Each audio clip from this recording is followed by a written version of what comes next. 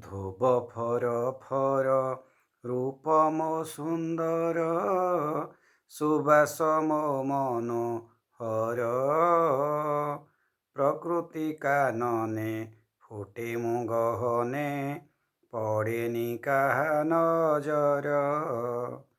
ହସଇ ଖୁସିରେ ଅଲୋଡ଼ା ଆଦରେ, କୁହଇ ହୃଦୟ ଭାଷା।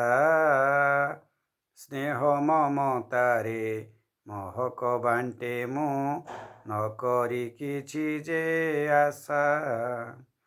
ଏତିକି ଆଶା ମୋ ଅଛି ତୁମଠାରେ, କର ଯେତେ ହତାଦର।